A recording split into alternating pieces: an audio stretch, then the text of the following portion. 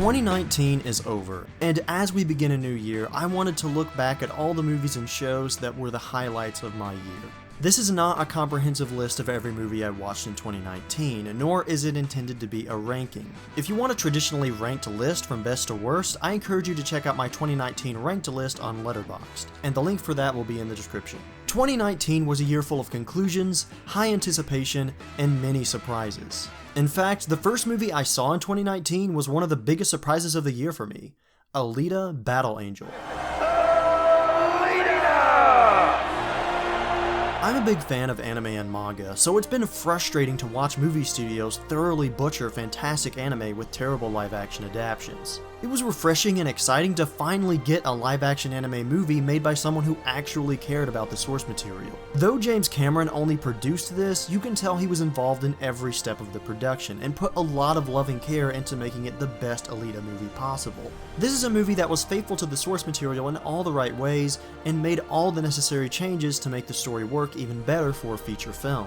Honestly, I am not a huge fan of the manga this movie is based on, so I was surprised at how much this movie improved upon the story, as well as the character of Alita herself. It also had some of the most exhilarating action scenes of the year, and when you combine these non-stop thrills with the infectious passion of the filmmakers and the adorable but fearsome protagonist, you get a movie that's very easy to love despite being incredibly flawed. It's a movie made by anime fans for anime fans, and that's not something we get a lot of. But Alita: Battle Angel was not the only sci-fi surprise in the first half of the year. Out of nowhere, Netflix released Love, Death, and Robots, a compilation of animated short films for adults. This was a show that really appealed to me as an advocate of using animation to tell more than just kids' stories and raunchy sitcoms. While the quality of the anthology varies greatly from short to short, the high points are really high, with shorts like Good Hunting, Zima Blue, and The Witness being some of the most memorable episodes of TV I watched all year. This is a perfect example of the kind of stories animation is capable of when you take the kiddie gloves off it.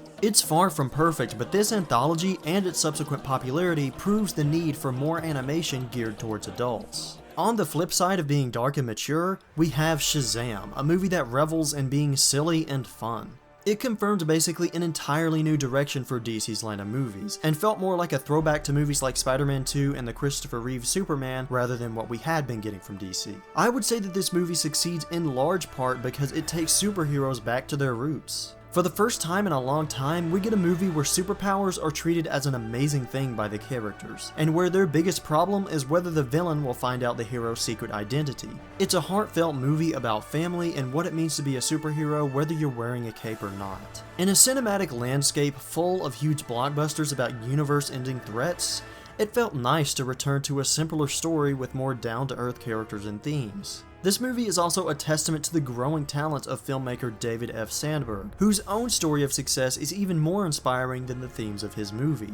While Shazam was a nice distraction, the biggest cape flick of the year, and the one myself and many others were looking forward to more than anything else, was the conclusion to the 11-year saga that started the superhero craze, Avengers Endgame.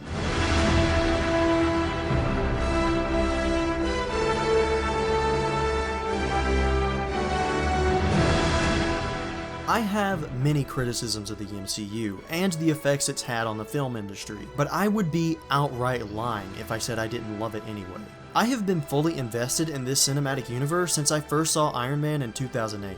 Back then, an Avengers movie seemed like an impossibility, but now it's just part of our normal reality. And with Endgame, Marvel had another impossible task, concluding a story spanning 11 years and over 20 movies. This wasn't just a movie, it was truly a cinematic event, and sitting in the theater watching it just confirmed that. This was my favorite theater experience of the year, which is surprising since I usually thoroughly dislike clapping and cheering during movies. But this movie is so thoroughly crafted to get a reaction of excitement from the viewer that I actually found myself clapping and cheering with the rest of the audience. The excitement in the air as this movie played was palpable, and if I could go back in time to see this moment again for the first time, I would. And just like the first time, I would scream my head off. This is a movie handcrafted for people like me who grew up loving both the MCU and superhero movies in general. As a result, Endgame feels like the ultimate culmination of the genre. Every doubt in my mind about what these movies were capable of was so thoroughly shattered that by the time we got to this moment, assemble. I was legitimately in tears because I just couldn't believe what I was seeing. Marvel didn't just make my dreams as a 10-year-old boy come true, they surpassed them. I know there are some people out there watching this who would scoff at me for giving a movie like this such high praise, but the vulnerable truth is that this movie made me so happy that I cried tears of joy. It just meant that much to me. For someone like me, this is one of the best movie experiences of the year. Avengers Endgame gave me such a high and was such a satisfying payoff that you would think it was the pinnacle of blockbusters in 2019 for me. But believe it or not, there was still one movie that I was more excited to see than any other 2019 release. John Wick Chapter 3, Parabellum. I've been following the John Wick franchise since the first movie came out in theaters. Back then, I had no idea it was going to be the genre-defining action movie of the decade. I was just seeing it because I liked Keanu Reeves when he was in action movies. I love this movie series so much. The first two John Wick movies are some of my favorite movies of all time. I rewatch them multiple times a year, either to enjoy them myself or introduce them to new people. And with the insane cliffhanger that the second movie left me on, John Wick Chapter 3 easily became my most anticipated movie as soon as I walked out of seeing Chapter 2.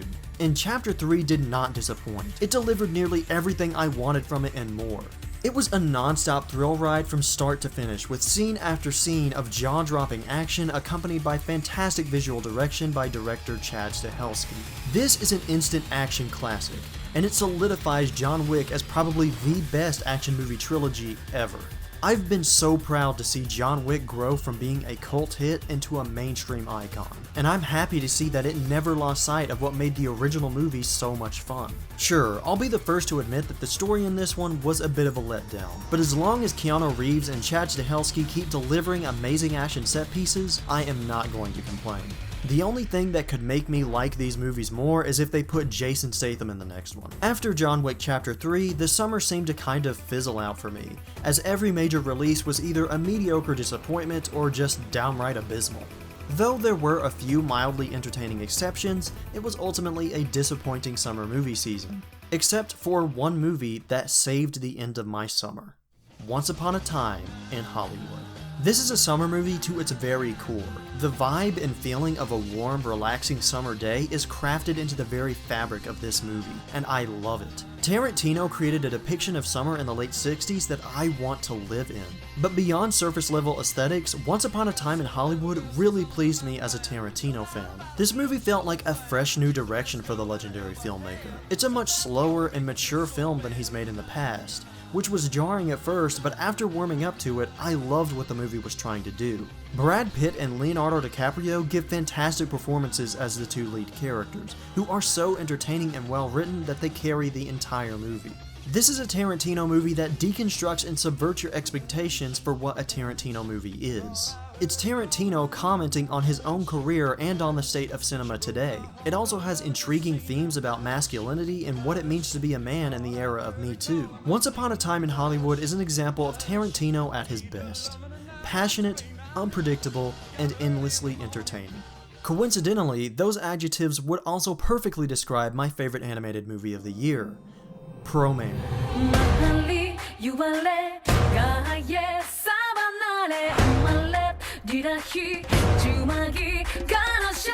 Only you would have to add Batshit Crazy to that list.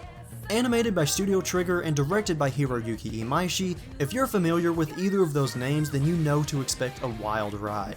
Imaishi is one of my favorite anime directors. I really enjoyed shows like Kill la Kill and Gurren Lagann, and I could not wait to see his feature film debut. As an audio and visual experience, this movie did not disappoint. Similar to his previous work, it was an over-the-top, insane ride, featuring some of his best action scenes to date with gorgeous animation to match. Watching this movie is like being strapped to a rocket that's speeding through a tunnel of exploding neon lights. I was shell-shocked by the amount of insane spectacle in this movie. I would also be remiss not to mention the soundtrack, as just like Imaishi's previous work, he hired a composer that did a fantastic job creating a soundtrack that not only fits the movie's energy perfectly, but is also great enough to stand on its own as good music. The movie does falter a bit with its story and characters, but I give it a bit of a break because this is Studio Trigger's first try at feature films. It's clear from interviews that they intended the movie to be an exhilarating experience first and foremost, and not so much a storytelling vehicle. If pure exhilaration is what they were going for, then they knocked it out of the park, because Promare was the most overwhelmingly energetic movie I saw last year. As we moved into fall, a flood of amazing movies came rushing out of theaters, but unfortunately I was not able to see all of them by the year's end. However, the ones I did see were fantastic. Case in point, Parasite. This is without a doubt one of the best movies of the year and of the decade. It is a thrilling, edge-of-your-seat experience that also isn't afraid to make you laugh, all the while exploring themes of class division. This is one of those rare movies that can please everyone. If you're just looking for good entertainment that keeps you completely engaged until the end, this movie is for you. If you're looking for a thought-provoking movie with a deeper message, this movie is also for you. If you're looking for a movie with Oscar-worthy performances, great music, a fantastic script, and beautiful cinematography, then this movie is definitely for you. It's a movie you can't fully discuss without spoiling, so I would suggest going into this one without knowing much about it beforehand, as many plot synopses out there will try to spoil the first hour of the movie for you. This is definitely a movie that everyone should see, and I'm happy it's getting so much recognition this award season. Speaking of movies getting a bunch of recognition this award season, we had Joker. This is a movie that stirred a lot of controversy for just existing, but despite that, it's been a smash hit, and I personally can say that I thoroughly enjoyed it. Obviously, Joaquin Phoenix and his fantastic performance carries the movie. He gives a portrayal of the Joker that rivals even Heath Ledger. The story and characters are often criticized for being too much like Scorsese movies like Taxi Driver and King of Comedy, and while I agree to an extent, I feel it's more inspired by those movies than stealing from them. I think the way it blends its inspirations together and adds the comic book spin on them creates an entirely new experience that you can't say is fully derivative. In fact, I'd say Joker's inspirations from early Scorsese movies is a mark in its favor, because it carries the heart of the messages in those movies, which are now more relevant than ever. Joker takes the messages behind those Scorsese movies and delivers them to a general audience who may have never seen them. On top of that, it's an entertaining and engaging movie on its own merits. The scene where Joker appears on The Murray Show was one of the most nail-biting scenes I saw in 2019, and it's one of my favorite scenes of the year. October also saw the release of Roger Eggers' The Lighthouse. This was a movie I was stoked to see. Roger Eggers' last movie, The Witch, is my favorite horror movie of the decade. The Lighthouse takes what I loved about The Witch and elevates it to the next level. This is the most engaging and hypnotizing movie I saw in 2019.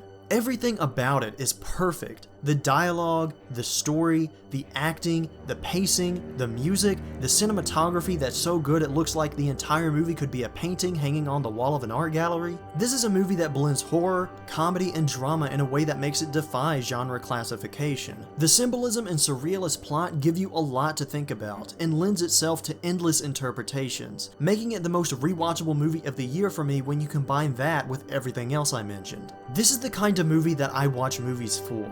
It transports you into another world and holds you there for the entirety of its runtime as you fully get invested in its trappings. It's a cerebral and emotional experience that leaves you thinking about it days after it's over. The Lighthouse is by far my favorite movie of 2019, and if you still haven't seen it yet, I highly recommend that you do so. As we moved into November and December, great movies continued to roll out. Rian Johnson's Knives Out was a thoroughly entertaining whodunit that subverts genre convention to give more thrills and more laughs than you might come to expect from this type of movie. It also features one of the best casts of the year, who all give great performances. It was incredibly fun and smart, and a surprisingly fitting movie for the Thanksgiving season. Then Netflix released Marriage Story. This was a movie I heard was great but did not expect to like at all. I definitely underestimated this movie because it blew my socks off with how fantastic it was. This is a movie that is impeccably written. It gives a very realistic and moving portrayal of divorce and the effects it has on everyone involved. Despite my fear that I would get bored with this movie, I never did, because the movie is executed with tight pacing, constant conflict and emotional stakes, and is even peppered with effective humor. Scarlett Johansson and Adam Driver also give two of the most nuanced and realistic performances I've ever seen in my entire life. This movie moved me so deeply that I was in tears by the end. Congratulations 2019, you dropped not only one, but two movies that moved me to tears. Marriage Story emotionally destroyed me. It's one of the best movie experiences of the year, and it's definitely in my top 5 movies of the year. Even if you don't think this movie will be for you, I recommend giving it a watch on Netflix. I did, and I definitely do not regret it. On the flip side of Netflix, we had Dark Season 2.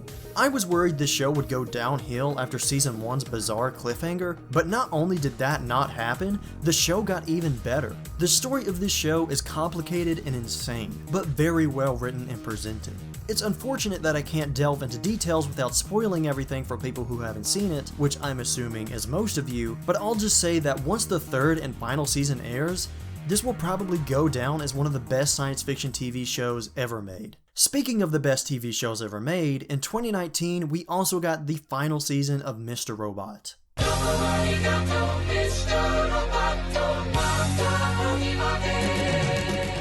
This show has slowly overtaken Breaking Bad as my favorite show of all time. Every aspect of it is perfection, and it's a testament to how the experience of a good TV show can be just as powerful as a movie. Season 4 is no different. Until the very end, Mr. Robot was unpredictably creative and thoroughly engaging, with a surrealist finale that was able to tie up the show perfectly while still being a trippy experience that makes you say WTF. Mr. Robot Season 4 is the kind of conclusion that changes the way you see the entire show, and it proves just how good Sam Esmail is at writing. Like the best movies this year, Mr. Robot is a show you will get a new experience from each time you watch it. And once you finish the final episode, you'll definitely want to start it all over again to make connections and pick up on things you missed the first time around. Season 4 has solidified Mr. Robot as my favorite TV show of all time, and one of the best shows of the decade. If you have yet to see it, or maybe you watched a bit of it and then dropped it, I highly recommend streaming the first 3 seasons on Amazon Prime,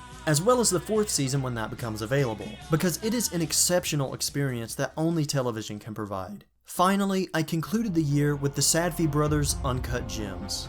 The Safdie brothers really blew me away with their last film, Good Time, a claustrophobic and paranoid thriller that defied convention and featured a performance by Robert Pattinson that has basically redefined his career and his public perception. With Uncut Gems, the brothers made another fantastic thriller. This is one of my favorite movies of the year, despite hating how it made me feel. Seriously, the plot of this movie unfolds like the kind of anxiety-inducing nightmares that I tend to have. See, most people have nightmares about dying or running away from monsters or something else scary, but I have nightmares about the kind of situations presented in this movie. This movie really got under my skin, and I think that's a testament to how effective the experience was. Even after walking out of the theater, I wasn't able to fully calm myself down for about 15 minutes.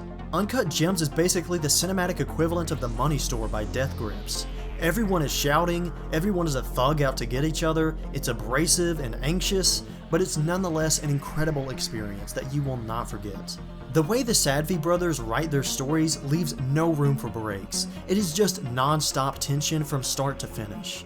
And they're able to do this while still fleshing out the characters and story in a way that offers a lot more than what's happening on the surface. Adam Sandler also redeems himself from his past of bad comedies by giving a knockout performance that rivals his acting in Punch Drunk Love. This is a great movie, and if you haven't watched it yet, I highly suggest that you seek it out.